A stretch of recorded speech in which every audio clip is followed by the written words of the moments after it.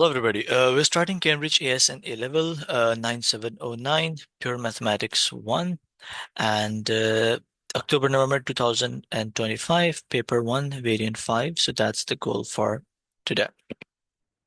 Again, my instruction is going to be the same, and that is do not watch it as if you're watching a movie, but rather watch it as like when you see a question, pause, give it a go, think about the question, and then if you're stuck, uh, then go for the solution, go for checking the solution, and you can see how am I doing it. Right. Question number one. A circle has a center 2,6 and radius 10. State the equation of a circle. So for example, this is a circle. Let's say you have this circle and the circle has a center 2,6 and radius 10. So I can write the equation of a circle as, we know the general form of equation of a circle, hx minus h whole squared y minus k whole squared equals r squared, where h and k are coordinates of the center, right?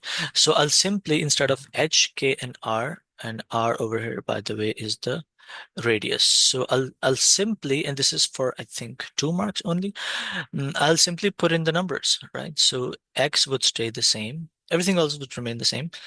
X would remain the same, plus y would remain the same, and I will simply put in the numbers. So 2 over here, h is 2, and k is 6, and radius is 10, so it's going to be 10 squared. In the next step, you can say, well, it's 100. X minus 2 whole squared plus y minus 6 whole squared is 100, and that's it. That is for 2 marks, easy peasy, warm-up question. A circle passes through point 8, comma k. So here, find the two possible values of k. So basically, when a circle passes through such a point that when x is k, so when x is a certain value, y has two possible values. Think about it this way. Right? X equals 8, y could be either this value, y can have this value, or y can have this value, right? This could be 8 comma 10 probably. This could be 8 comma 6. Who knows, right? I do not know as yet. But just to give you an idea, I'm just trying to give you an idea that if x is a certain value in a circle, y has two possible values, right? I do not know. I'll just say it's k and k. Right. So two possible values of k. I have the equation of a circle, which is x minus 2 whole squared plus y minus 6 whole squared is 100. Instead of x, I'm going to put 8. So that is going to be 8 minus 2 whole squared plus y minus 6 whole squared is 100. 8 minus 2 is 6 squared. Y minus 6 whole squared is 100. We know the 6 squared is 36. So I'm going to subtract it from 100. 100 minus 36. We know that 100 minus 36 is, I will, instead of y, you can put it as k. So k minus 6 whole squared, 100 minus 36. We know that it's, we know 100 minus 30, I think it's 64, right? So I'll square root both sides. So I can write it square root both sides. So that's going to give me k minus 6 whole squared. If I square root both sides, the squares will cancel out. I'll be left with plus minus 8, because square root of 64 is plus minus 8, right? So k has two possible values, either k minus 6 equals positive 8 or k minus 6 equals negative 8, which is going to get me k equals 8 plus 6 or k equals negative 8 plus 6, which is going to get me either k equals 14 or k equals negative plus is going to be negative 2. And these are my final answers. K minus 6, yep, negative 2 and positive 14. These are the two possible values of k.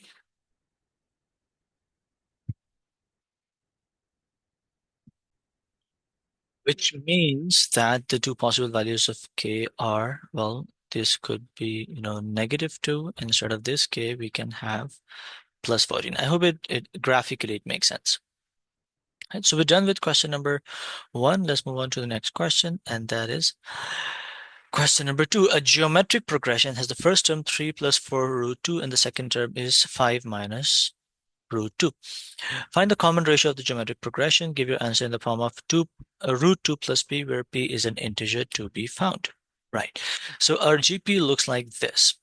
3 geometric progression looks like this. 3 plus 4 root 2, 5 minus root 2, and so on, right? We know that common ratio equals next divided by previous, right? So the next term is 5 minus root 2, and the previous term is 4 plus root 2, right? Um, at this point, I'll take conjugate. I'll multiply r with the conjugate, with its conjugate. So that is going to be, well, we had 5 minus root 2 divided by 3 plus 4 root 2. I'm going to rationalize the denominator. So I'm sure you know about conjugate, right? Conjugate means taking the denominator term and changing the middle sign and multiplying that by the numerator and the denominator. So I'll multiply it by 3 minus 4 root 2, and it is also going to be multiplied by 3 minus 4 root 2. Okay. So the multiplication, I'll write it 5 minus root 2 and 3 minus 4 root 2 divided by 3 plus 4 root 2. So I hope you can see we'll apply the difference of the squares in this formula, 3 squared. Essentially, I'm going to apply this formula. A squared minus b squared equals a plus b, and a minus b. I'll apply this formula in reverse. So that is going to be 3 squared minus 4 root 2 whole squared, and I'll apply distribution. I'll multiply them on top. So 5 times 3 would be, that is going to be 15, and 5 times 4 root 2 minus 20 root 2, and then I'll multiply root 2 with 6, so that is negative 3 root 2, and once multiplied, once I'll do this multiplication, negative negative is positive, 4 times root 2 multiplied by root 2 will just be 2. I hope it makes sense. Divided by, right, divided by, 3 squared is 9. So 4 root 2, once you square that, it is going to be 4 squared and root 2 squared, which is going to be 16. Root 2 squared is just 2, which is 32. So that is going to be 9 minus 32, right? Which is going to be, I will do the rest of the maths over here. Right, 15, 4 times 2 is 8, so 15 plus 8, which is 23, right? So that is going to be 23. And negative 20, negative 3 would be negative 23 root 2 divided by 9 minus 32 is again 23, right? Negative 23 actually. Right? So I'll do the LCM breakdown. I'll do 23 over negative 23, and I'll do plus negative 23 root 2 by negative 23. I actually essentially broke it from the middle. Okay, so this cancel. I hope you can see the cancellation. This cancels out. You'll be just left with negative 1, and this negative negative cancels out, plus 23 also cancels out. I'll be left with just root 2. Negative 1 plus root 2, and negative 23. In fact, negative 23 will cancel out from the top and bottom. So you'll be just left with root 2. Okay, so we need to find out the value of p. P is an integer to be found, to root 2 plus p, right? So if I were to write my answer, compare my answer against, I can rearrange it as root 2 minus 1. If you compare it against root 2 plus p, then you can tell that p is equal to, your answer, p is equal to negative 1. I did it rather roughly, but I hope you get the idea. So that was for 3 marks, right? Common ratio. I did it in a very detailed step by step. You don't need to do all the steps that I did. You could just, skip a few steps in between. Right, now I have the ratio. 2 plus, the common ratio is root 2 minus 1. Root 2 minus 1, right? And sum to infinity, we know the formula for sum to infinity, which is a minus a over 1 minus r. So a is the first term. Let me write down the first term. First term is 3 plus 4 root 2, right? Um, First term of the progression. This is the first term of the progression, 3 plus 4 root 2. I'll put the first term of the progression on top. So that is going to be 3 plus 4 root 2 divided by, okay, I'll be careful. 1 minus, I'll put the value of r, which is root 2 minus 1. So 3 plus 4 root 2 divided by 1 minus root 2 plus 1. Cool. So 1 plus 1 is 2. So that is going to be um, 3 plus 4 root 2 divided by 2 minus root 2. I'll take conjugate one more time. So I'll multiply by its conjugate. I'll multiply the top and bottom by 2 plus root 2, 2 plus root 2. So I'll apply the same thing. I will now apply difference of the squares at the bottom. So, and I'll do the multiplication on top. So 3 times 2 would be 6. 3 times, that is going to be 6 plus 3 root 2 plus that is going to be 8 root 2, and 4 times, so that is going to be 4, and root 2 squared would just be 2 divided by, I'll apply difference of the squares at the bottom. So 2 squared minus root 2 squared. Okay, which is going to get me, I'm doing it rather awkwardly, but I hope you get the idea. Say 4 twos are 8. 8 plus 6 is going to be 14, plus 8 plus 3 is 11. So I'm going to get 11 root 2 divided by 2 squared is 4, square root of 2. Once you square that, you're going to get a 2. So that's that. And 4 minus 2 is 2. So that is going to be 14 over 2 plus 11 root 2 by 2. And 14 over 2 is 7. So 7 plus 11 root 2 by 2. And that is my answer. In fact, I don't have to write it separately. I could just do, 14 plus 11 root 2 by 2 if I stop here, because I cannot do any more simplification, right? So that is my answer. You can put it in box. That is your answer. Okay, so here's how I went. I did this, and here's how I got to the answer. Of course, you can do it linearly top to bottom.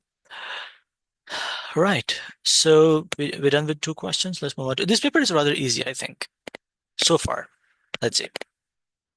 Express 4x squared plus 10x plus 6 into ax plus b whole square. So this is a standard completing square question, and where a, b, and c are constants to be found. So first things first, I will make sure that I'll take out the coefficient of x squared as common. So if I take out 4 as common, I'll be left with x squared plus 10 divided by 4x plus 6 divided by 4, which I can simplify into, let's simplify this. So which I can simplify into 10 divided by 4 would just be 5 over 2x plus 3 over 2, and that's that.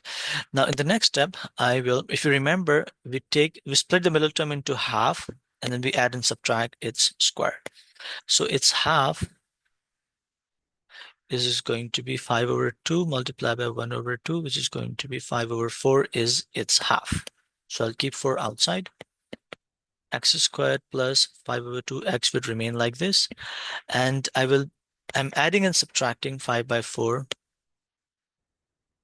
whole squared plus 5 by 4 whole squared minus 5 by 4 whole squared, and plus 3 over 2 will be carried along. So I hope you can see a completed square. This entire thing is a completed square. I'll pack them into a square. So x plus 5 over 4 whole squared. So I have a completed square over here, and over here I have um 5 squared over 25 squared is 25, so 25 over 16 plus 3 by 2, 3 by 2. Now once I multiply 4 inside, I will have 4 times x plus 5 by 4 whole squared minus 25 over 16 4 times and plus 3 over 2 4 times, and then we have 3 over 2. Essentially, I multiplied this 4 with this, and this. Okay, so I think the only thing that's left is resolving this. This is set. Okay, so 4 x plus 5 over 4 whole squared minus 4 times 4 is 16, 25 over 4 plus 4 3 is a 12 over 2. I could multiply this by, this could be 2. I could multiply the top and bottom by 2. So that is going to get me x plus 5 over 4 whole squared minus 12 to the 24 minus 25 plus 4. So the denominator is going to be 4 and the numerator is going to be, I'll keep a plus over here, and this is going to be minus 25 plus 24.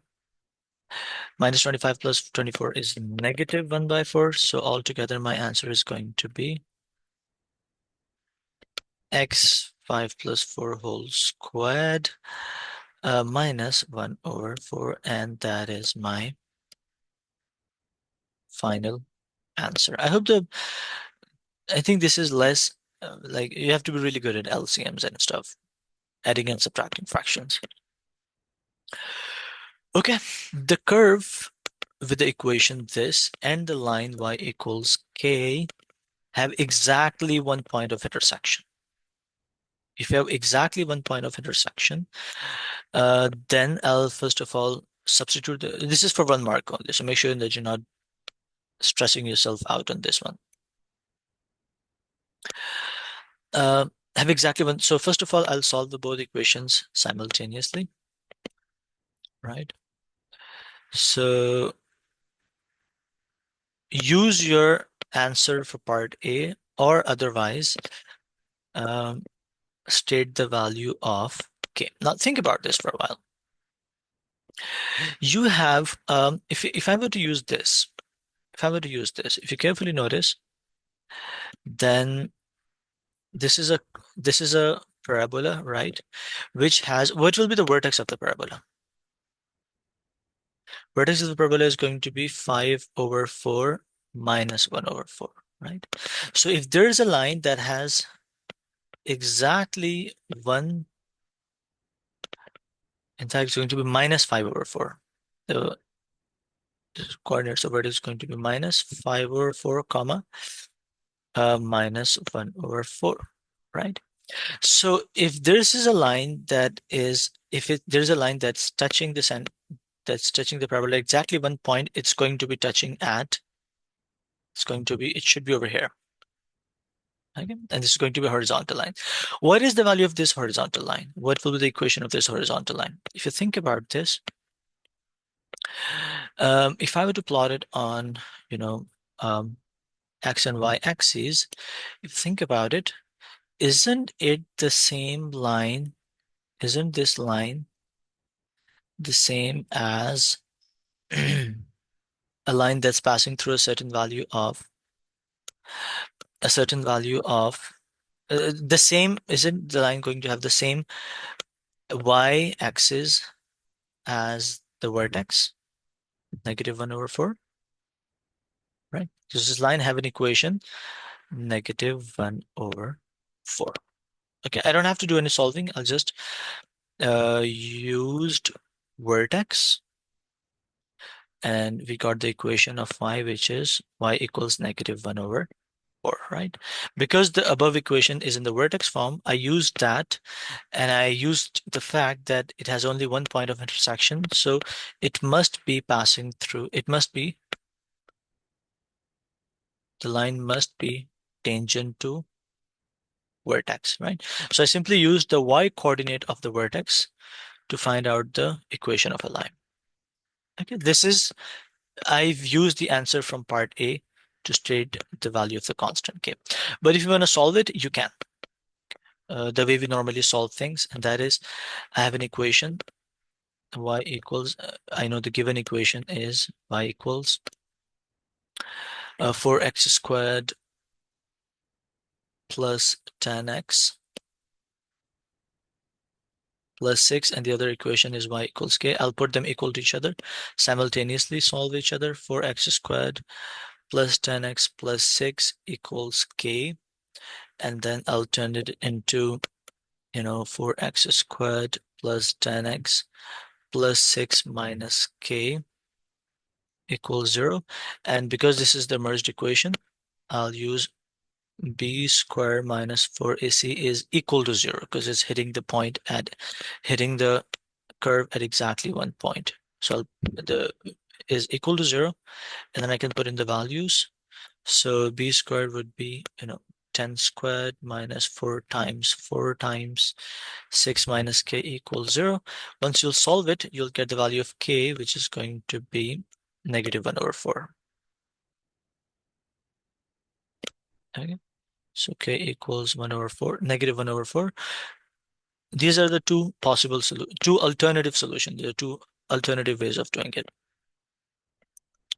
And from both of these solutions, I got negative 1 over 4. Okay, you can say this is, you don't have to do both of them. You could just do one of them. Solution 1, and you can say the below is solution 2. Totally up to you. You can pick whatever you want. If this doesn't sound very apparent, if it doesn't jump at you at the moment, because this is only for 1 mark, you don't have to spend a lot of time stressing about it.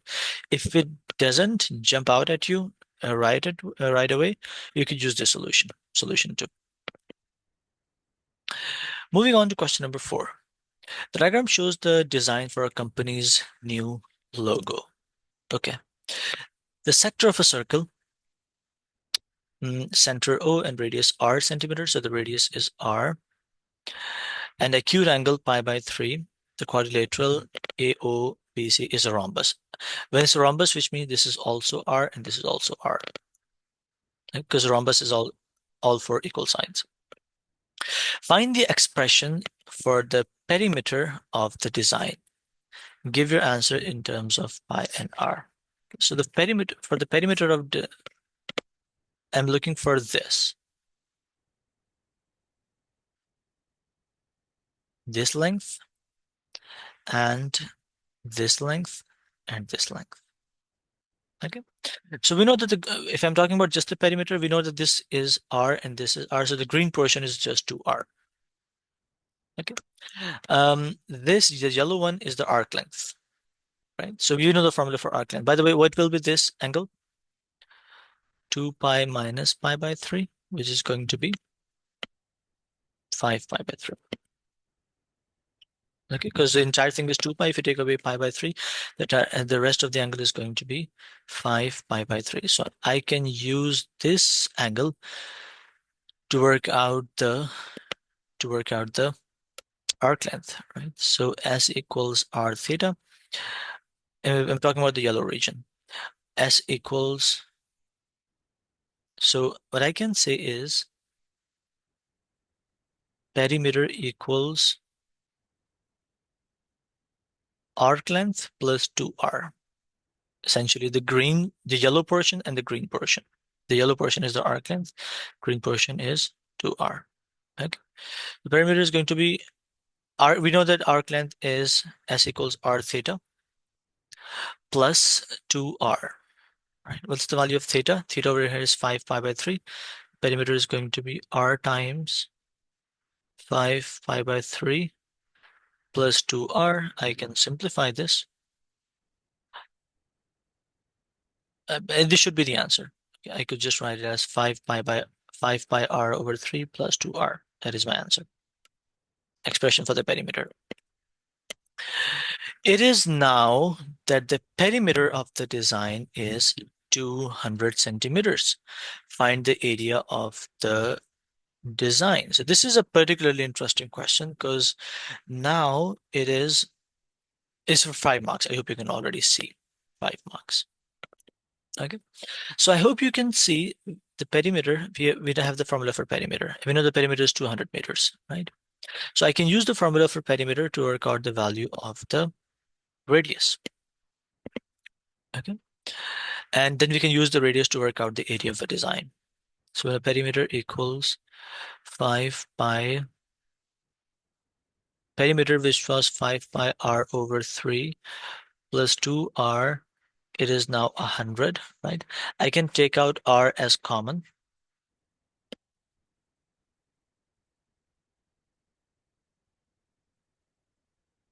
I'll drag it over to this side. I can take out r as common. So that is going to be 5 pi by 3 plus 2, right? And which I can say it is, if I were to simplify this, r, I can say it's 5 pi plus 6 over 3, right? I'm assuming that you know how to do this, right? If I want to isolate r, what I can do is multiply 3 with 100. So that is going to be 3 multiplied by 100 divided by 5 pi plus 6. And I'll get the value of the radius. And you can work it in the calculator, the entire thing, and get the value of radius. I got the radius as 27.6396. Okay. The reason that I've kept it up to 4 decimal places because I don't want to do premature rounding. Okay. I'll round it by the very end. Now let's talk about area of the design. We got the value of the radius so far. Okay, let's see what's the area of the design.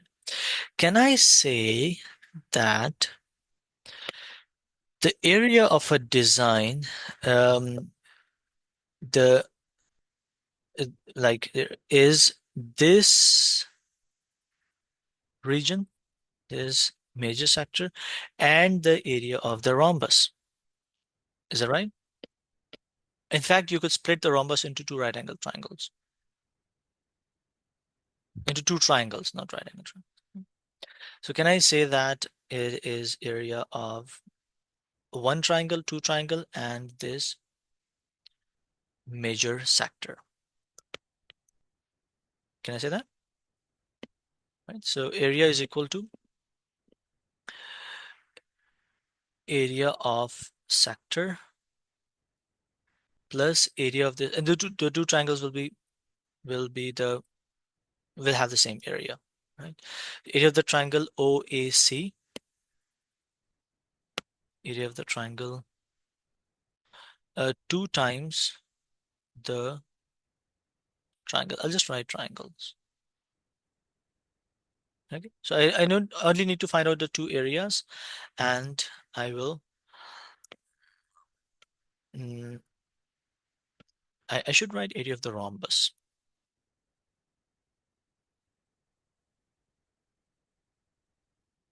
and I'll split it into triangles later. Okay, let's work them out separately. So area of sector is going to be, we know the formula for the area of sector, which is 1 over 2 r squared theta.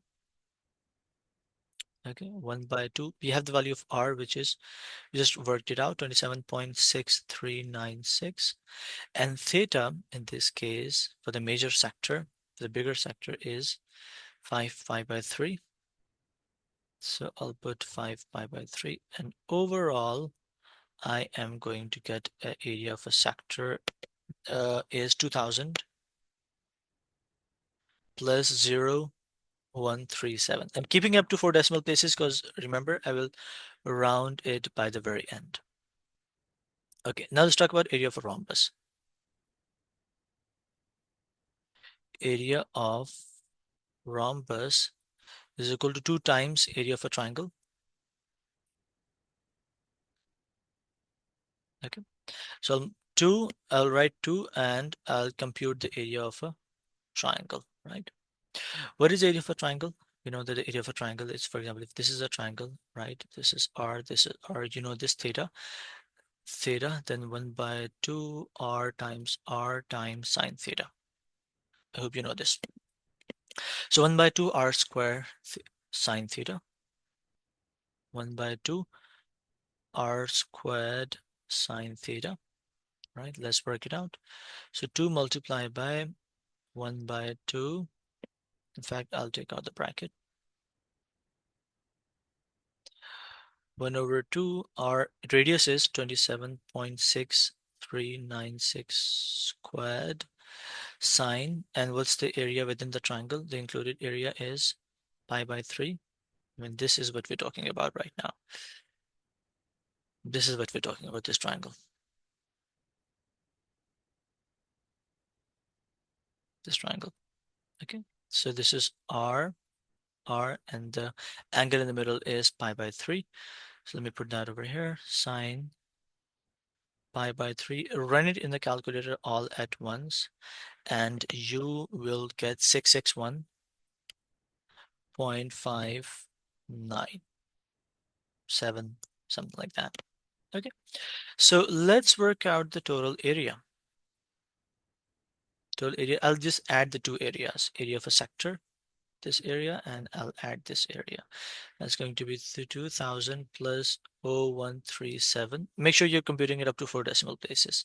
661 plus 597. I think it's either it's 4 or it's 1. I'm not sure.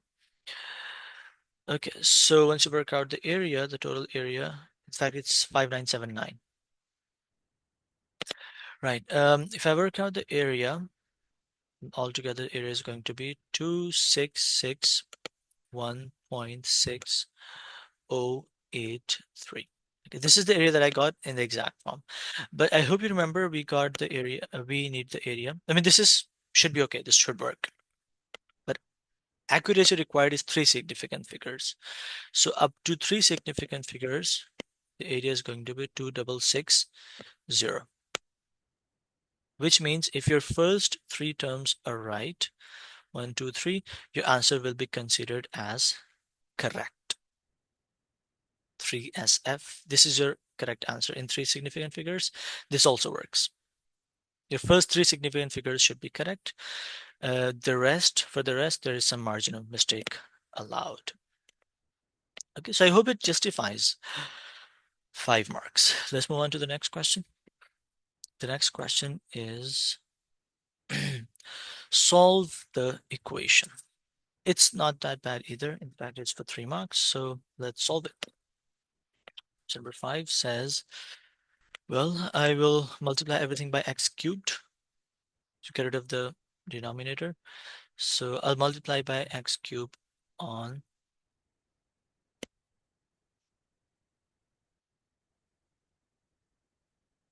both sides.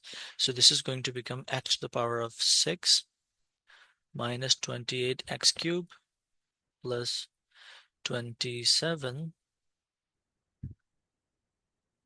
is equal to 0. Multiply everything by x cubed.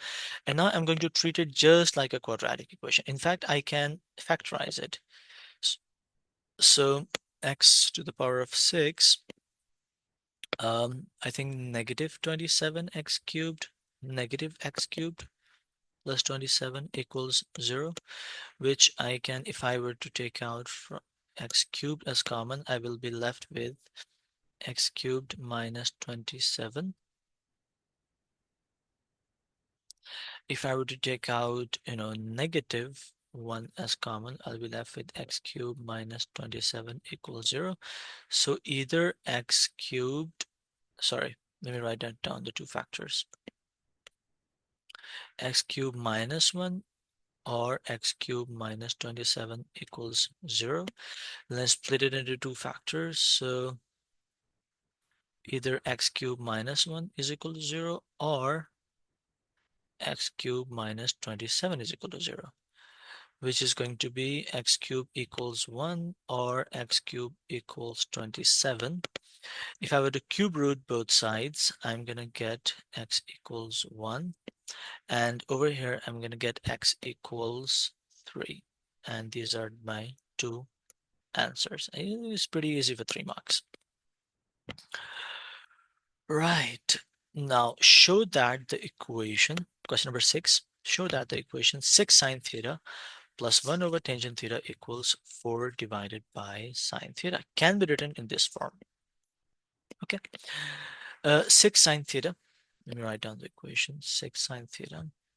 1 over tangent theta. So we know that tangent theta equals sine theta over cos theta, right?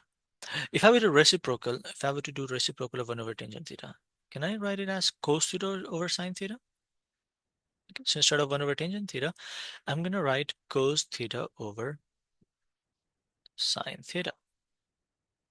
Cos theta over sine theta equals 4 divided by sine theta. Okay, so let's multiply everything by sine theta, just so that we can break, uh, multiply both sides, or you can say multiply everything by sine theta. So I can take off sine theta from the denominator, right? So if I were to multiply 6 sine theta by a sine theta, this is going to be 6 sine square theta plus cos theta equals 4, just 4. All right. Now, um, what I can do is, I hope you can see this, right? This everything is cos square theta, right? Cos theta. So I have sine square theta. I can convert this into, I hope you know this. We know that sine square theta plus cos square theta equals 1. If I were to isolate sine square theta, I can write it as 1 minus cos square theta. So this is the result I'm going to use in this one. Plug it in this one. Instead of sine square theta, I can write it as 1 minus cos square theta plus cos theta equals 4. So that's going to get me 6 minus 6 cos square theta plus cos theta equals 4. Let me rearrange the equation. So that is going to be 6 cos square theta minus cos theta equal plus 4 minus 6 equals 0, which is going to be 6 cos square theta minus cos theta minus 2 equals 0. It's simple algebraic rearrangement, and that's it. We have proved ourselves what we needed to prove. I hope it makes sense, right? In this step, I just did the rearrangement. I moved everything over to the other side. So that is for 3 marks. Let's move on to the next question. Hence, solve the equation. Well, since the entire thing can be written as, which we just worked out, the entire thing can be written as 6 cos squared theta minus cos theta minus 2 equals 0. Let's solve it. I think let's do factorization on this. So 6 cos square theta, let me split the middle term. So 6 times 2 is 12, and I will split it as negative 4 cos theta plus 3 cos theta minus 2 equals 0. So if I were to take out, I'll take out 2 cos theta as common. And if I were to take out 2 cos theta, I'll be left with 3 cos theta minus 2. And if I have to take out 1 as common, plus 1 as common, that will be 3 cos theta minus 2 equals 0. So the factors are going to be 2 cos theta plus 1 and 3 cos theta minus 2 equals 0. Okay, so I've got two factors. Let's solve each factor individually. I'm going to solve this one first. So 2 cos theta plus 1 equals 0. Let's zoom in on this one, which is going to get me cos theta equals negative 1 over 2. And in which quadrant does it lie? It lies in the quadrant. If I were to use ASTC, This is going to lie, cos theta is negative in which quadrants? It is going to be in quadrant 2 and quadrant 3, right? So my answer will lie either in this quadrant or in this quadrant, right? My alpha, the reference angle, will lie either in this quadrant or in this quadrant. Okay, so let me work out the alpha, the reference angle. So alpha equals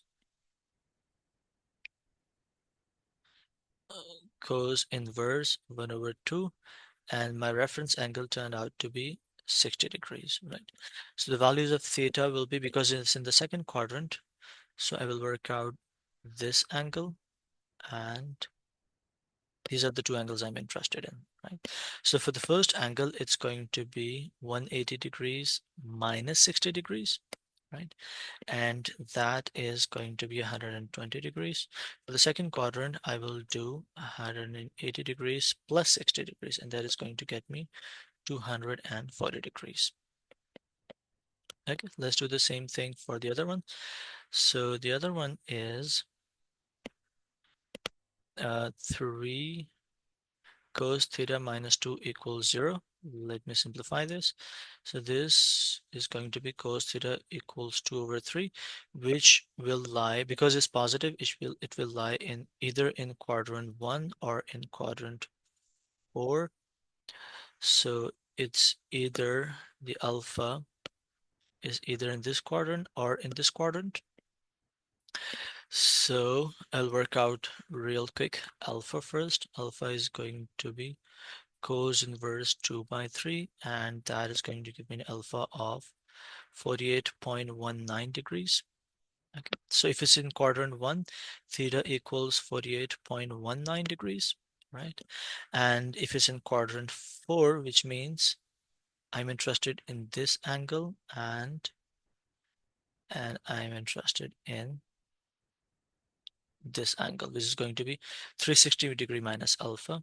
So 360 minus 48.19, and I'm going to get 311.8, something like that. Okay, so these are the four possible values of theta, which I can write it. I'll write it in the ascending order. So 48.19 degrees, and then we have 120 degrees, then 240 degrees,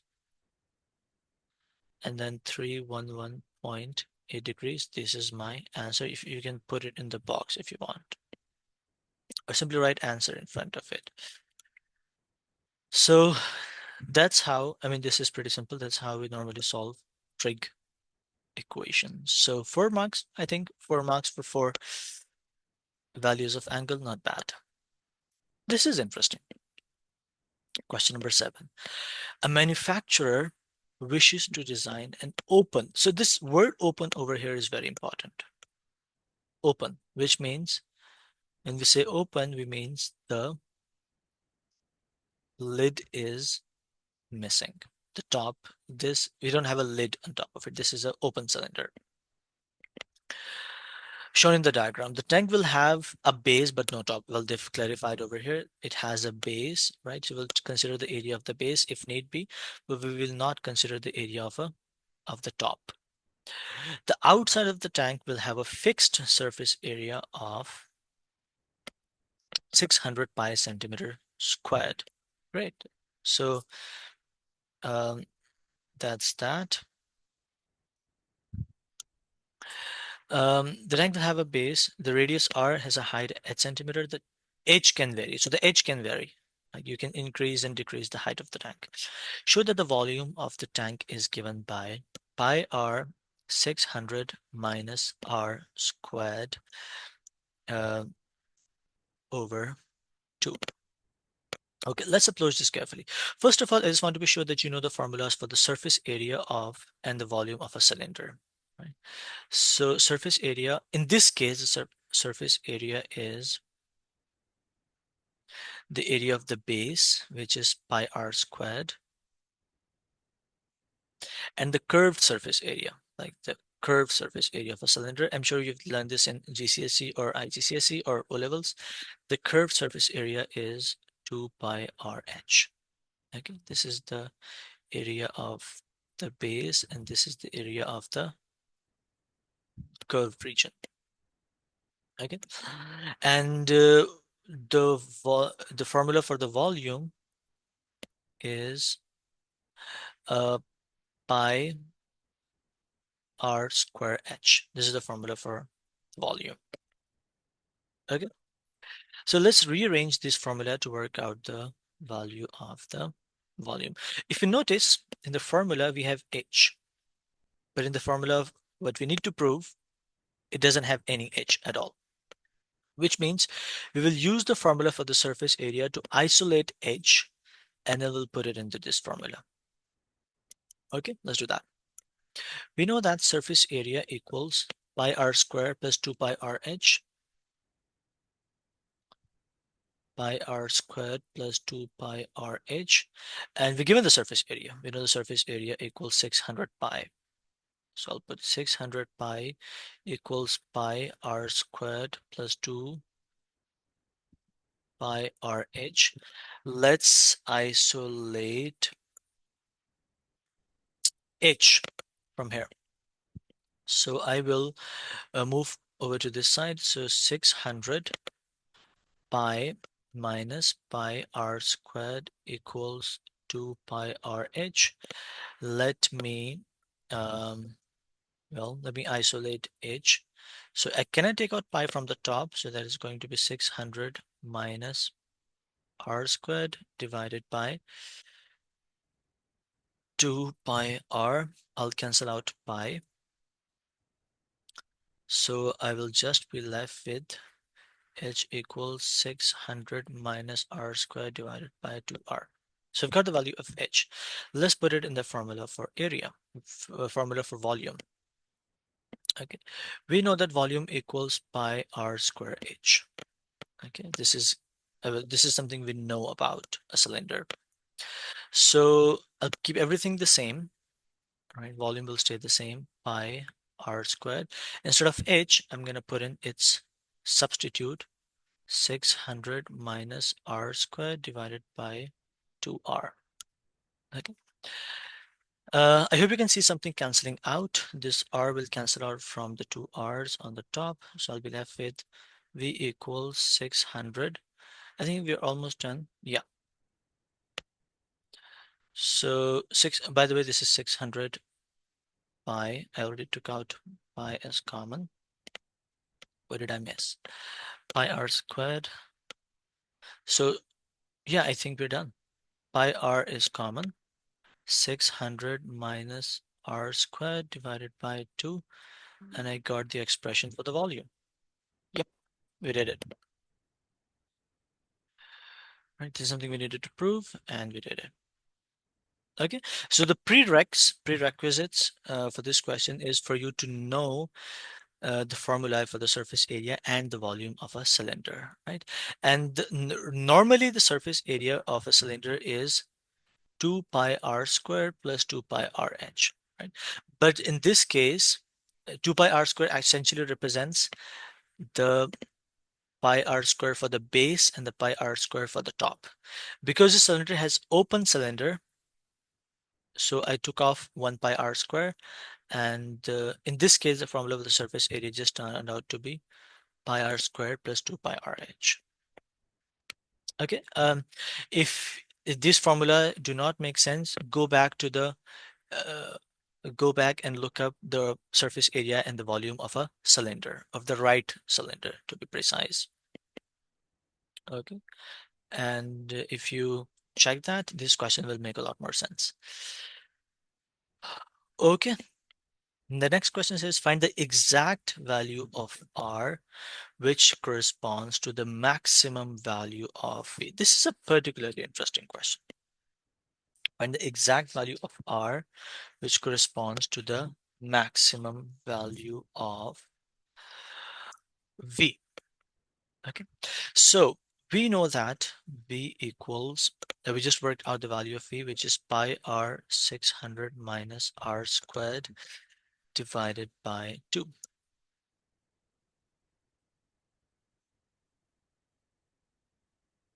Okay, so what do we know about maximum values? At the maximum value, we know that for the maximum value at max point,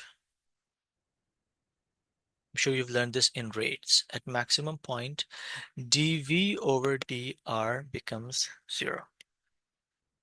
This is at this point, the volume reaches the maximum point, and after which it begins to decrease. Okay, now which means we have to take the derivative. V equals, let me multiply r inside. I'll keep pi by 2 outside and I'll multiply r inside. That is going to be 600r minus r cubed. Let me take a derivative. So the derivative will look like this. dV over dr is going to, pi by 2 is a constant, it will stay outside. And this is going to be, if I were to differentiate 600r, it'll just be 600. If I were to differentiate r cubed, it's going to be 2r squared. Okay, so we've differentiated dV. Now we know that x at max point, which means the maximum at the maximum volume, dV over dr is equal to 0. So instead of dV over dr, I'll put a 0 over here. I'll put a 0 and pi by 2, 600 minus 2r squared. Let me isolate r and put in its value. So if I were to multiply, take pi by 2 over to this side, I'll be just left with 600 equals 2r squared, and from which I will get r squared equals 300, right? And if I were to square root both sides, I'm gonna get, in fact, I'm gonna get r equals, um, this is 3r squared, isn't it? It's not 2r squared, it's 3r squared, my bad.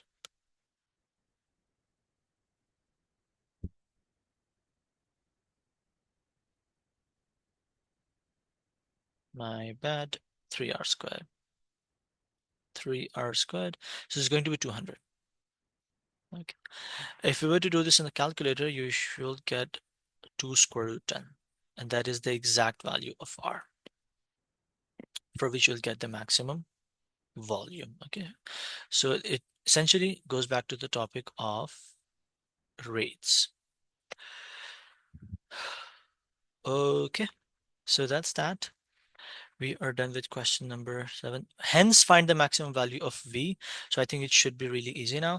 We know the value of V equals, we know the formula, which is pi r times 600 minus r squared divided by 2. Let's put in the numbers, shall we? So we know that at the maximum volume, r should be equal to 2 square root 10.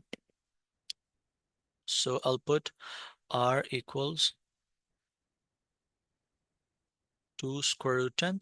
So the volume is going to be pi times 2 square root 10, 600 minus, if I were to do r squared, that is going to be 4 times 10.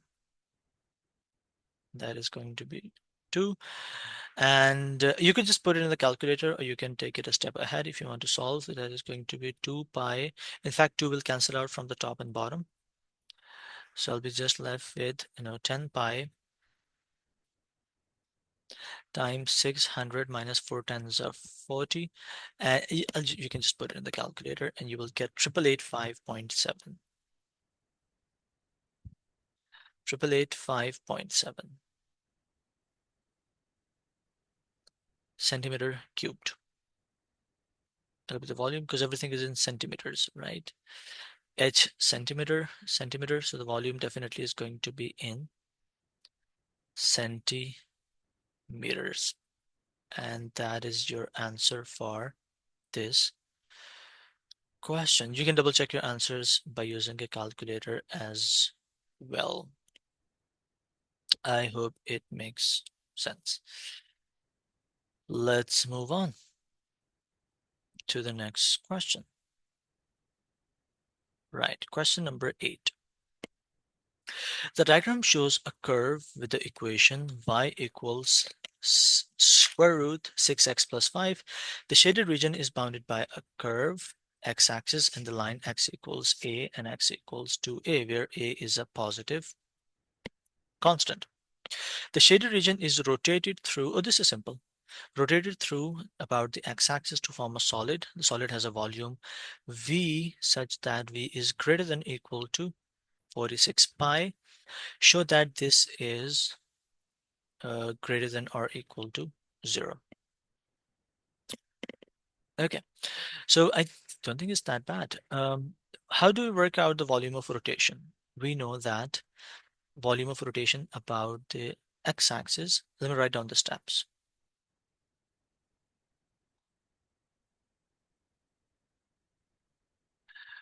Volume of rotation, and we're talking about x-axis. Okay, so the first step in taking the volume of rotation about the x-axis is we make, because we're talking about x-axis, so we make y the subject, right? Then we square both sides, right? And then we integrate, and then we apply limits, and then we write final answer, and we multiply final answer by pi. Once you're done with integration, multiply by pi. These are the steps that we follow for the volume of integration about x-axis. And if it's for y-axis, you could simply make y the subject and everything will remain the same. All the steps, working step will remain the same. Okay, so let's do that. We know that y equals 6x plus 5, right? Square root 6x plus 5. So y is already the subject, so first step is already done for us. I'll square both sides, so y squared is going to be 6x plus 5, right? And then I'll integrate. So if I were to integrate, that is going to be 6x plus 5 dx. Let me integrate that. So, and I'll also apply the limits of, what are the limits in this case? We'll take the x values of x as a limit, a and 2a. So I'll integrate it according to a and 2a. So let me integrate it first. Integration is going to look like 6x squared by 2 plus 5x and a and 2a. I can simplify this further. 2 3s are 6. So the limit is going to look like 3x squared plus 5x, a and 2a. Let's do the upper limit minus lower limit. So I'm going to apply upper limit is 2a, so 2a whole squared plus 5 times 2a minus lower limit is squared minus 5 times a, right? So that is going to be 12a squared plus 10a, and it's going to be minus 3a squared minus 5a, which I can further simplify into 9a squared minus 3a squared. In fact, 12 minus 3 is 5, and minus 5a, right? And so we're done integrating and applying the limits. And the last thing I'll do is multiply the whole thing by pi. So the volume is going to be 9a squared minus 5a times pi. Okay, now what we are given in the question is the volume is greater than or equal to 46 pi, which means I can, instead of volume, I can write, well, it's greater than or equal to 96 pi, so 9a squared plus 5a pi is greater than or equal to 46 pi, right? I simply did nothing. Instead of volume, I've put 46 pi over here. And of course, that converts equality into inequality. I mean, over here, 46 pi, right? So pi cancels out. I hope you can see that. Pi cancels out. And I'll move 46 over to this side. So that is going to be 9a squared plus 5a minus 46 greater than or equal to 0. And that's what we needed to show or prove in the question. Okay. So I think which the step that can be a problem is this step, is this substitution. This substitution. Going from this step to this step, you have to be very careful here. Once you get this step, pretty much everything is procedural. Be careful in this step. Right. So I'm hoping that it makes sense. Okay. Question number B. Part B says find the range of the possible values of A. Right. We know the inequality.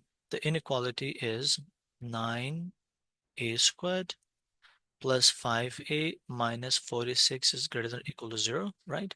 And this is the question of quadratic inequality. This is about solving quadratic inequality, right? So I will do it like, I'll do it the way, normally, like the way we solve quadratic inequality. So I will use quadratic formula on this one. Use quadratic formula. Or you can factorize it if you want, but I think factorization looks rather daunting. So I'll use quadratic formula, which is minus b plus minus b squared minus 4ac divided by 2a. Once I put in the values, minus 5 plus minus, 5 squared minus 4 times 9 times negative 46 divided by 2 times a. In this case, a is 9. 2 times 9. And you can solve the inequality. I'm not getting into the details. You'll get the two values of a. A equals, you'll get negative 5 by 2 and a equals 2. You can solve it. Make sure you do at least one step more to attain full marks. Right. Now, if you look at this inequality, this gives me a parabola that is opening upwards, right? So it's a parabola that's opening upwards, and the coordinates are of the coordinates of the point of intersection are negative 5 by 2 and second point of intersection is 2, right? Because it's greater than or equal to 0, we'll take the shade the region above the x-axis, right? And that casts a shadow on this part of the region. I hope you remember this is greater than or equal to 0, so we shade the region above x-axis. Okay, so either a is less than or equal to 5 by 2 or a is greater than 2. A is less than negative 5 by 2 or a is greater than 2. Now, let's go back and see. If you notice, the question says where a is a positive constant. Right? Because a is a positive constant, I will discard this value of a. Okay, so as my final answer, I will say a is greater than 0. This is my final answer. Okay, so when you're doing the question, any question, in fact, make sure that you're staying connected to the question. During the question, after the question, you're reading the question, such that any constraints which are applied by the question itself. Okay, so this was the last part. Was uh, going back to the question helped me decide that I'll discard this value of a and I'll pick this value of a, which is a is greater than 2. Let's move on to the next question, question number 9. In the expansion of p plus qx to the power whole to the power of 4, the coefficient of x is equal to the coefficient of x squared. The constants p and q are both positive. Find the ratio of p and q. Okay, let me take a look at this question. This is a power of 4, which means, well, I can expand it, right? So if I were to expand it, what would it look like? p plus qx to the power of 4 is equal to, let me expand it very, very carefully. First things first, going to be p to the power of 4 plus 4c1 p cubed and qx, that's the first term, 4c2 p to the power of, I don't have to put in the brackets, p squared qx whole squared plus 4c3, I'll just write it as p, and qx to the power of 3 plus qx to the power of 4. This is the complete expansion. Now, coefficient of x is equal to the coefficient of x squared. Where is x? There is x, right? And let me take it one step ahead and simplify it a little so that it makes sense. P4 plus 4c1 is just 4. So that is going to be 4p cube qx plus 4c2 is 6.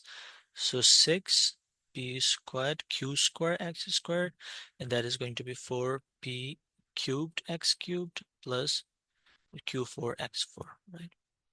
So here is x cubed, and here is, sorry, we're talking about x squared. Here is x squared, and here is x, which means everything before it is its coefficient. Okay, and these coefficients are equal to each other, which means I can put them equal to each other. 4p cubed q equals 6p squared q squared, right? So that puts constants on one side, which is going to be 6 over 4. Let's bring variables over to this side. P cube q, p square q square. If I were to do some simplification, I can see there are, if I do the cancellation, I'll be just left with p over q equals 6 over 4. Can I simplify this fraction? 6 over 4 can become 3 over 2, which means I can write it as a ratio. P is 3 ratio 2. So that is my answer. Pretty simple, one expansion, and then you will get to your answer. I am hoping it makes sense. It is given that the coefficient of x cube is 486. Okay, so we know that coefficient of x cube, it is given in the question, is 486. But what do we know? What do we know about the coefficient of x cubed? If we go back and check, the coefficient of x cubed is, isn't this the coefficient of x cubed? If you carefully notice, 4pq cube, that's the coefficient of x cubed, right? So 4pq cubed. Let me put this over here. 4pq cubed. So I'll put them equal to each other. 4pq cubed equals 486. Now, how is it going to help me find out the value of p and q? If you carefully notice, we could use this ratio from above. Can I simplify this into, if I would isolate p, can I get 3q over 2? Right? So let's use it. 4, instead of p, I'm going to put 3q over 2 from above, right? Q cubed equals 486. Okay, let's simplify this. So I'm going to have q to the power of 4 equals, 486 divided by 486 divided, multiply by, uh, I can simplify this. I can do simplification over here. So if I were to do the simplification, that is 2 times 1, 2 times 2 is 4. So I can divide 486 by 2 multiplied by 3, right? So q to the power 4 will be equal to 486 divided by 6, which if I were to take a fourth root, I'm going to get q equals 3. So I have the value of 3. Okay. But so I have the value of q. We need to find out the value of p as well, right? We know that p equals through q by 3. 3q by 2. We've already used this from above. 3q by 2 here. I know the value of q, which is 3. I'll work out the value of p, which is 3 times 3 divided by 2. P would be equal to 9 over 2. And these are my values of p and q. I am hoping that it makes sense. Right, so that is for question number 9. Let's move on to the next question.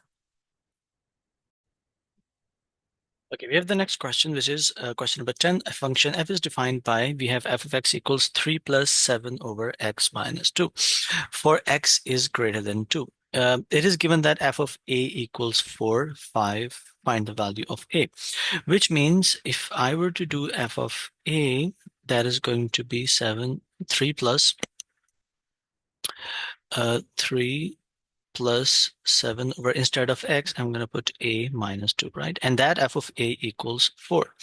4 equals 3 plus 7 over a minus 2, right? So this is pretty simple. I will do 4 minus 3 equals 7 over a minus 2. 4 minus 3 is 1. 1 equals 7 over a minus 2. I'll multiply both sides by a minus 2. So that is going to be a minus 2 equals 7. A equals 7 plus 2, which means a equals to 9. Next part of the question says, find the expression for f inverse of x and state the domain of f inverse. We know that f of x equals 3. It is given 3 plus 7 over x minus 2. Okay. So I hope you know the steps, working steps for finding the inverse of a function. First things first, what we do is we write it as y equals 3 plus 7 over x minus 2. Then we make x the subject, right? So I will write y minus 3 equals 7 over x minus 2. If I have to make this a subject, I will write x minus 2 equals 7 over y minus 3, and that is going to get me, if I make x the subject, that is going to be 2 plus 7 over y minus 3. Then I will swap the variables. So after swapping the variables, I'm going to get y equals 2 plus 7 over x minus 3, which I can then turn into f inverse of x, which is 2 plus 7 over x minus 3. Okay, now that's for the expression of f inverse of x. Now let's find out the domain. Now think about domain for a while. Can I say, we know this from the inverse functions is, we know the domain of f of x equals the range of, domain of f inverse x is equal to domain of f inverse of x equals range of f of x, right? So if I can somehow get the idea about range of f of x, I can instantly assign it to the domain of f inverse of x, right? So let's think about working out the range of f of x. Take a look at this function. Range means possible y values, right? So if you look at this function, if you carefully look at this function, right, x is greater than 2, right? If x is greater than 2, then f of x would be equal to 7 over, greater than 2 would mean that this 3 plus whatever the number over here will be, it will be more than 1. Whatever the number over here, of course, if x is greater than 2, then if you solve the fraction for any value greater than 2, for example, you can take 5. Okay, 7 over 5 minus 2, which is 7 over 3, still positive number, right? You can take 7 over 3 minus 2, right? That is 7 over 1, which is still greater than 0, right? All positive numbers. So 3 plus a positive number gives you anything bigger than 3. right? Which means the range is f of x is always greater than 3. It's never going to be less than 3. It's never even going to be equal to 3 because there's always going to be a number which will be added to 3. How small a number is. Um, which means f of x is always going to be greater than 3. This is the range of f of x.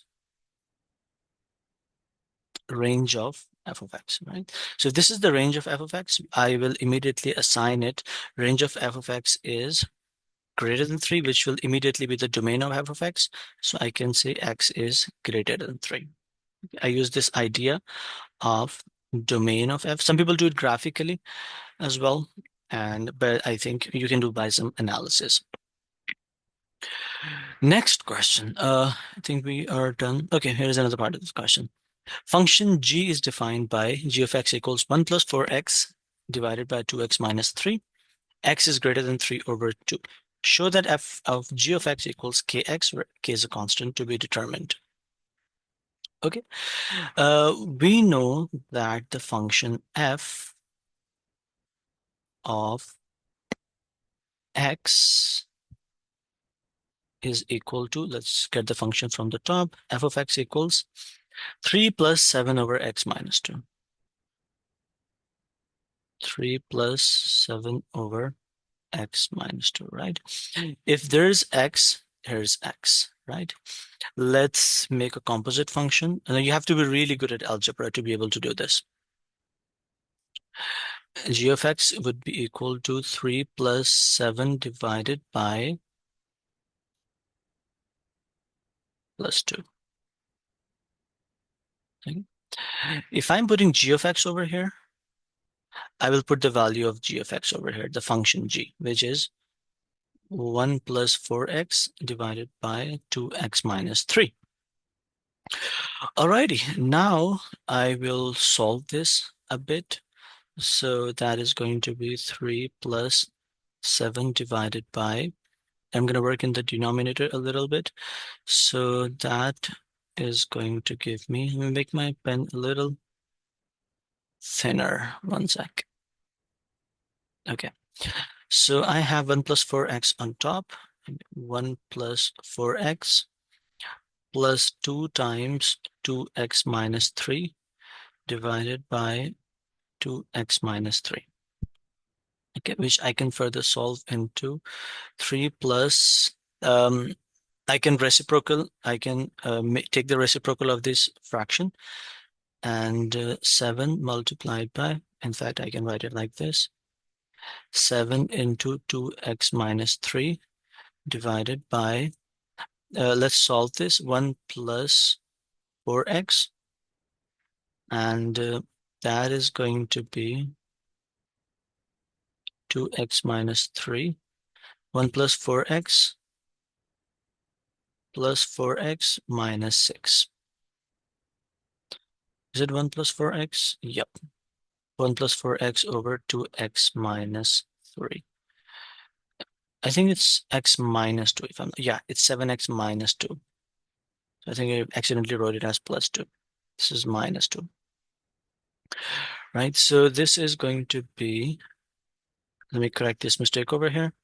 This is minus 2. Right, so that is going to be minus 4x plus 6. Okay, now which is going to be 3 plus 7 times 2 would be 14. X minus 7 times 3 is 21 divided by plus 4x and minus 4x will cancel out. If you can see them canceling out. So I'll be left with just 6 plus 1, which is 7. Right? So I have 3 plus 14, 3 plus 14x minus 21 over 7. That is f of g of x. I can simply write it as fg of x. Okay, we're told that fgx is the same thing as kx, right?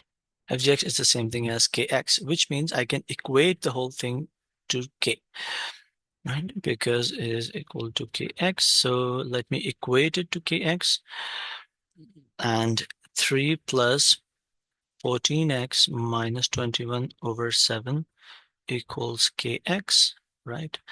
Let's do, so 14x minus 21 over 7 equals, let's do that, kx minus 3. I'm going to multiply 7 on the other side. So 14x plus 21 equals kx minus 3. I'll multiply it with a 7, right? So 14x, in fact, it's minus 21. Why do I keep on making the same errors? Minus 21 equals 7kx minus 21. Here we can see negative 21 canceling out on both sides. And I am left with 7kx equals 14x. If I were to isolate k on this side, there'll be 14x over 7x, which is going to give me k equals 2. So I worked out the value of k. Whenever the question says it is a constant to be determined, uh, it means they're asking you to determine that constant. Okay? I think we worked it out in some previous question as well.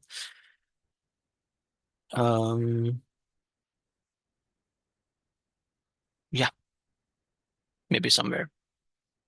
Okay, I hope it makes sense, right? We did, so you have to be really good at algebra to be able to do this. Next, question number 11, the last question. The diagram shows a curve with the equation y equals 4. So here's the curve. Now you have to will very carefully analyze this. Yellow one is the curve. Again, and the curve has an equation y equals 4x squared minus x cubed.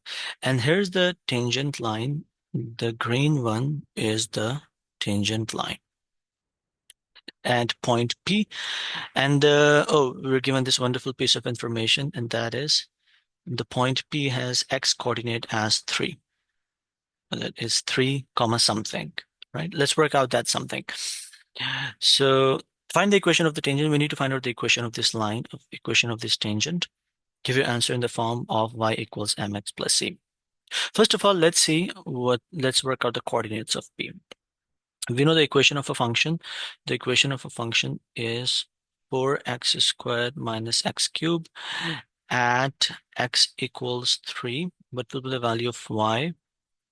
4, 3 squared minus 3 cubed, which is going to be 4 times 3 squared is 9 minus 27. That is going to be 36 minus 27, which is going to be 9. Right, so the point P is 3 comma 9. Okay, that's settled. Right. Now to work out the equation of a line, we need a point and a slope. We need a point and we need the slope, right? We got the point. The point turned out to be 3 comma 9. We just worked out the point. Now we need to work out the slope of this line, right? Because this line is a tangent, right? Taking the derivative of this function, of the yellow function, will give us the slope, right? So let's differentiate the function. We know that the function is equal to 4x squared minus x cubed. Let's take its derivative. So dy over dx would be equal to 4 2s are 8x minus 3x squared, right? And if I want to find out the value at x equals 3, then this would become the, I'm sure you can see, dy by dx is actually the slope, so I wrote it as m equals 8 times 3 minus 3 times 3 squared, and that is going to be 8 3s are 24 minus 3 squared is 9, 9 3s are 27. So m is going to be -3. So we worked out the slope and we worked out the point, right? I think it should be easy now. You have the point, which is 3 comma 9, and you have the slope, which is -3. Let's use the slope point form. So you can say, using slope point form, slope point form is y minus y1 equals m times x minus x1, where m is -3 and point is 3,9. Let's put that in there. Let's plug it in. So I am going to get y minus 9 equals negative 3 times x minus 3.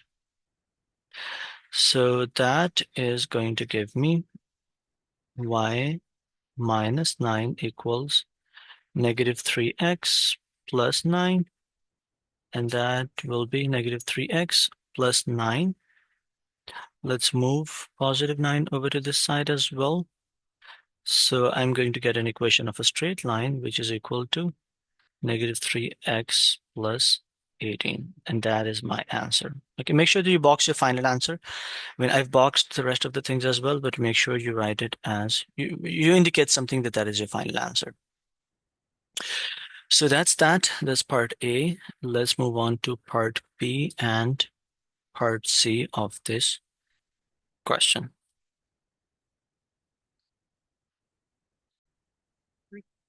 Okay, so here's the next part of the question. The shaded region is bounded by the curve, the x-axis, and the tangent to the curve at P.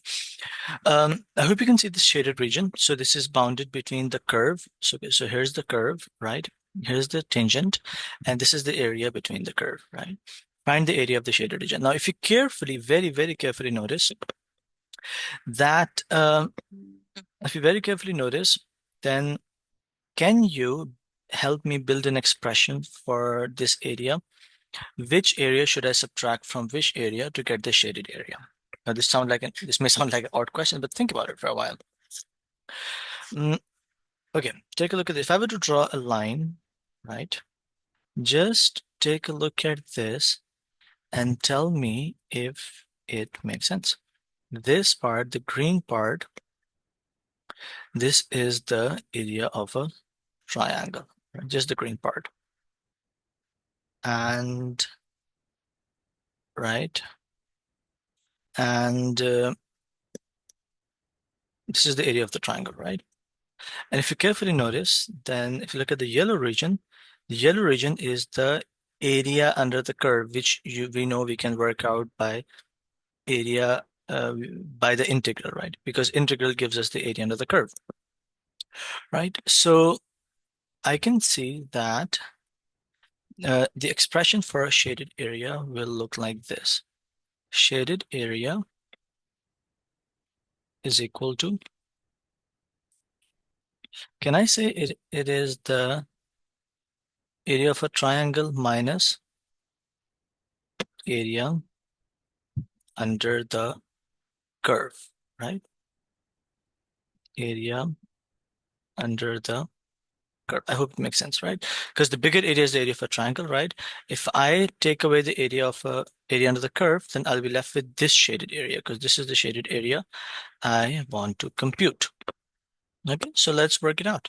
Let's work out the area for, first of all, let's work out these coordinates because I do not know what these numbers are. Let me put in as many numbers as I can. We know that the x coordinate of the tangent was 3, right? Which means that this value is 3. This number is 3, okay? And this number over here is 3. I hate when it doesn't work. This number over here is, it should erase by now. Okay, so this number is 3, right? And we worked out the y, the y coordinate, which means the height, which is 9. This point is 3,9, which means on x-axis it is 3 and y-axis it is 9. Let's work out this point. Let's work out this point and this point, and let's see what the values of these 2 points are. Okay. So here we can see, first point, let's call it point P. Let's call it point Q. The first point P is the small p, lowercase p, is the x-intercept of the curve, right? So we know the equation of a curve, y equals, I think x, what is it? 4x squared minus x cubed. That was the equation of the curve. 4x squared minus x cubed, right? So for the x-intercept, I would have to put y is equal to 0. Put y is equal to 0 for x-intercept. So if we put y equals to 0, I can take out x squared as common. So if I were to take out x squared as common, I'll be left with 4 minus x. So either x squared is equal to 0 or 4 minus x is equal to 0, which is going to give me either x is equal to 0, which is the turning point. We already know that. This is the turning point. And x equals 4. So we got the the we got this, which is 4. This point, the x coordinate of the turning point is, sorry, the x-intercept of the curve is 4, right? Let's work out the x-intercept of this tangent. We know the equation of the tangent. Equation of the tangent. We just worked out the equation of tangent. Y equals negative 3x plus 18. Okay. So y equals negative 3x plus 18. Let's, for x-intercept, put y is equal to 0 for x-intercept. So if you put y equals 0, that is going to be negative 3x plus 18. If you solve it, you're going to get x equals 3x equals 18 and x equals 6. Right? So this point is, this value is 6. Q is 6. So 3, 4, and 6, the numbers are in increasing order, which makes perfect sense. Okay, now let's work out these areas because I want to compute the shaded area. So the shaded area is area of the triangle minus area under the curve, right? Let's work out the area of a triangle over here. I will do that over here. Um,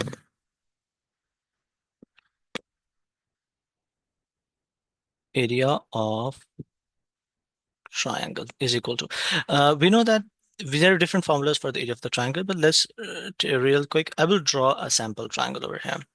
If you notice, this is a triangle that has, in fact, I'll draw it the other way around. So this is the triangle that you have, right? What is the bottom of this triangle? So if you work out the bottom of this triangle, this would be 6 minus 3, which we know is 3. So the base of the triangle is 3, right? Base of the triangle is 3. And what about the height of a triangle? Height of a triangle will be 9. So overall, this thing is, the height is 9. Okay, so I'll say the height of the triangle is 9. Okay, so 1 by 2 base multiplied by height for the area of a triangle, which is going to be 1 by 2. The base of this triangle is 3 and the height of this triangle is 9, which is going to be 27 over 2. That is for the area of the triangle. Let's work out the area under the curve. Right? We have to compute area of the triangle and the area under the curve. Right? For the we're talking about the yellow area, right? This yellow area under the curve, right? And we'll integrate it from 3 to 4. The integral, the function, I'll integrate it from 3 to 4. Okay, so area under the curve is equal to integration. So we're computing the area from 3 to 4 on the x-axis, right? So lower limit will be 3, upper limit will be 4, and I'll put in the function which is x squared, 4x squared minus x cubed. 4x squared minus x cubed dx. That's the integration that we want to work out. Okay, let's integrate it real quick and apply the limits. So 4x3 over 3 minus x cubed over 3 integral from 3 to 4, which is going to get me, can I take out 1 over 3 outside? Which is going to be, and actually put it over here. I'll take out 1 over 3 because 1 over 3 is common from the inside. And I'm left with In fact, I'll just put in the numbers. And then 4x cubed minus x 4 over 4. So I don't think I can take out 1 over 3. X to the power 4 over 4, right? So that's that. Let's put in the numbers. I'll put in the limits directly. So 4 times 4 cubed over 3 minus 4 to the power of 4 divided by 4. That's the upper limit. And if I were to put in the lower limit, 4 times 3 cubed divided by 3 minus 3 to the power of 4 divided by 4. I think you can work it out in the calculator. I'll just write down the answer directly. And for the shaded area, I'm getting 67 over 12. Okay, you can work it out in your calculator. All right. So 67 over 12, let's work out the shaded area. Area of a triangle, which is 27 over 2 minus area under the curve, which is 67 over 12. If I were to, do the, if I were to do the maths, I'm going to get 95 over 12. This is my answer for the shaded area. You can square units, you can write it as square units. And that's that. That is your shaded area. Okay, let's move on to the next question. So the next question says, the graph of y equals 4x squared minus x cubed is transformed by a stretch of a scale factor of 1 over 3 in the x direction, which means a stretch of a scale factor of 1 over 3 in the x direction, which means, I hope you remember transformations, f of a times f of x used to be the vertical stretch or the stretch in the y direction by a scale factor of a, right? If a is being multiplied inside, then you will see something like f times a of x, and that is going to give me a horizontal stretch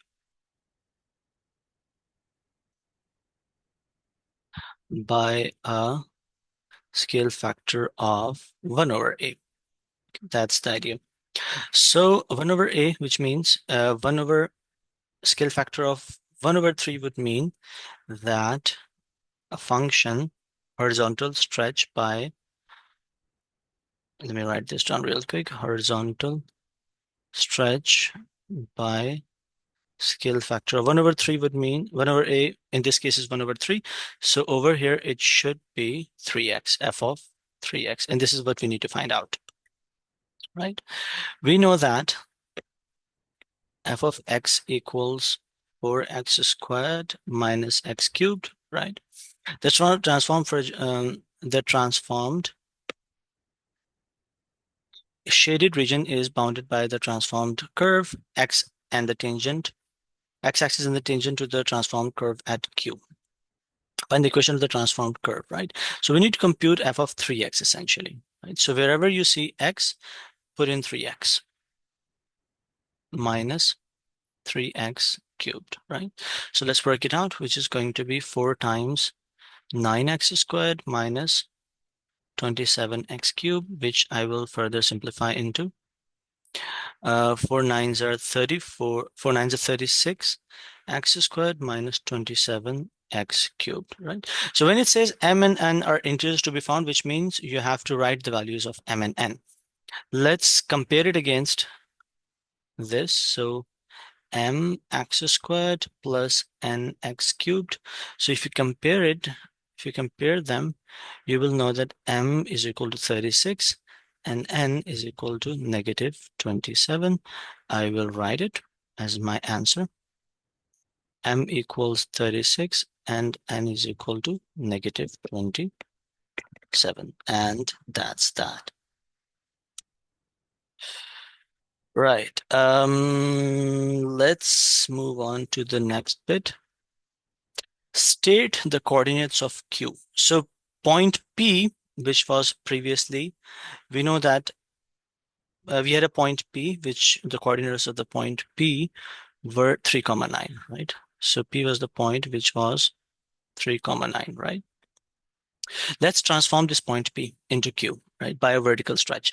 So vertical stretch essentially only affects the y coordinate. Horizontal stretch only affects the x coordinate, right?